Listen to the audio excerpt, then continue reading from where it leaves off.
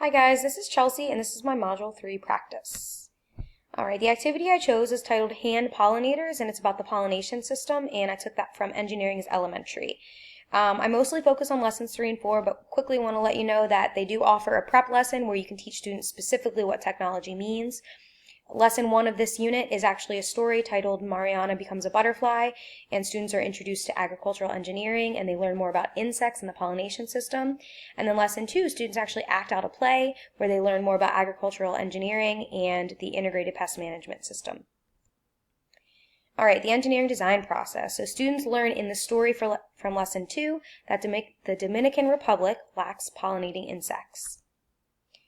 And for the exploration phase, I would give students a bunch of materials, as you see here, and they would dip them in what is supposed to be pollen, but it's actually baking soda, and they would see if it picks up the baking soda, and if they tap it 3 times over a black surface, how much of the baking soda is deposited. And so you can see that the pom-pom did the best job there. For the design process, it's important to note that at the top left corner, you can see I had 2 different types of tubes that I was going to test to represent 2 different types of flowers. This long skinny tube is similar to this flower here, and the curved one is similar to a bucket orchid down here. So my designs, I was going to, for the straight tube, simply stick a pom-pom onto the end of a skewer. Thought that would do the trick.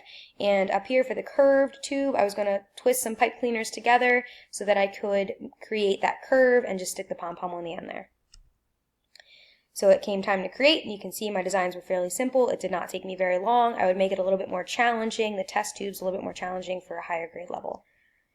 And it came time to try it out. So you can see it successfully picked up the pollen. I was able to get it inside of there, and it deposited the pollen on the tape. So that was a success. Same with the longer tube down here. The pollen did deposit onto the tape, so another success story.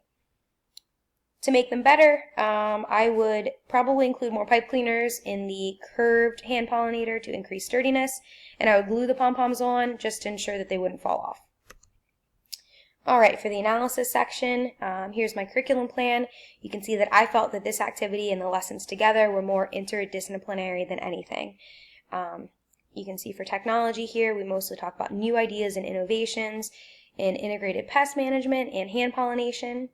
Over here, science, obviously the pollination system, you learn about the plants.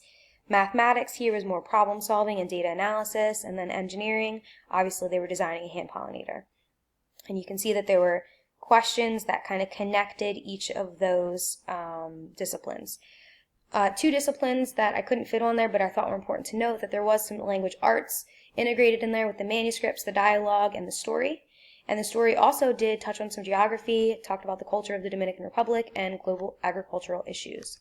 And looking at figure 8.7, you can see that I highlighted mostly in the middle here for interdisciplinary, and I felt that the activities and lessons were really not student-driven, and so that's kind of why it fell in the middle category here, and not over here in the transdisciplinary category.